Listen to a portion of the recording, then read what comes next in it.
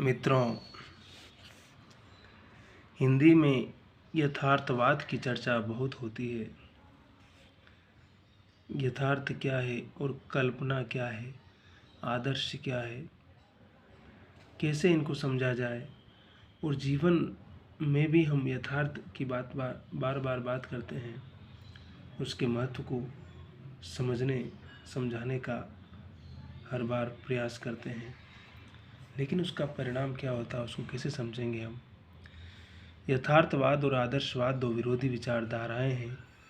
जो वस्तु जैसी है उसका उसी रूप में वर्णन करना यथार्थवाद है, जबकि आदर्श के अनुरूप वस्तु को मनोनुकूल रूप में प्रस्तुत करना आदर्शवाद है।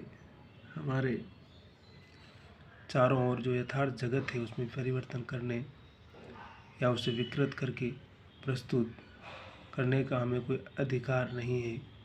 यथार्थ को देखा परखा जा सकता है तथा उसका निरपेक्ष एवं तटस्थ अध्ययन किया जा सकता है। बुद्धि द्वारा प्राप्त ज्ञान ही मनुष्य की सभी प्रतिक्रियाओं में सहायक होता है। यथार्थवाद संसार में व्याप्त कलुष और मलिनता का पर्दा नहीं डालता, अपितु उसका यथार्थ चित्रण करता है। वह मानसिक सत्य को यथार्थ नहीं मानता, अपितु जगत में व्याप्त कुंठा, निराशा, वर्जना, अनास्था का यथार्थ चित्रण करने में विश्वास करता है। डार्विन का विकासवाद, मार्क्स का वर्ग संघर्ष सिद्धांत एवं फ्रायड का मनोविश्लेषणवाद वस्तुतः यथार्थवाद की पृष्ठभूमि में माने जा सकते हैं। 1856 में प्रकाशित फ्लाबेर का उपन्यास मैडम बावेरी प्रथम यथार्थवादी उपन्यास है, क्योंकि उसमें जीवन की शुद्धताओं और न्यूनताओं का बेबाक चित्रण हुआ है। हिंदी उपन्यासकार मुंशी प्रेमचंद के अनुसार यथार्थ चरित्रों को पाठकों के सामने उनके यथार्थ नग्न रूप में देख में रख देता है। यथार्थवादी रचनाकार का उद्देश्य यह नहीं होता है कि वह अपनी रचनाओं में नेकी का फल नेक और बद्दी का फल बद दिखलाए। चूँकि समाज में इसके विपरीत उदाहरण मिलते हैं, इसलिए यथार्थवादी अपनी रचनाओं में भी इस सच्चाई को उजागर करता है। सच्चा यथार्थवादी मानव को निराशावादी नहीं अपितु आशावादी बनाता है। इसी कारण प्रेमचंद की कृतियों में आदर्शोन्मुख यथार्थवाद का चित्रण अधिक हुआ है। समझिए, कुल मिला के ये बता रहा हूँ कि कैसे वो हमारे सामने इस सत्य को पूरा मारक तरीके से डिफाइन करने का काम लेखक करता है। और उसका करने का मतलब यही है कि यथार्थ क्या है, जो कुछ दिख रहा है समाज में, जो कुछ विरोधाभास है, उनको पाठकों के सामने अभिव्यक्त करना एक लेखक का काम है। और हिंदी में इसकी एक लंबी परंपरा रही है, लेकिन बाद में बहुत सारे विचार, बहुत सारी चीज़ें आपस में घुलती मिलती गई। उससे नए नए विचार भी हमारे सामने आते गए और उनका महत्व हम समझने लगे। तो हंसते रहिए, मुस्कुराते रहिए, मस्त रहिए, आबाद रहिए और खेलते रहिए, कूदते रहिए और स्वास्थ्य का ध्यान रखिए। और जितना अधिक चल सकते हैं चलिए, जितना अधिक खेल सकते हैं खेलिए।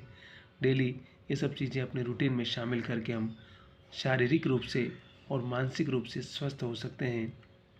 योगा कीजिए, हंसिए, दोस्तों के साथ कूदिए, खूब मन लगा करके पढ़ाई कीजिए, खूब मन लगा करके काम कीजिए और खूब मस्ती कीजिए। ज़िंदगी इसी का नाम है। इसलिए सिर्फ एक ही विधान में जीना अच्छी बात नहीं है, एक ही लाइन में नहीं चलना है। जीवन में वैविध्य होना बहुत ज़रूरी है।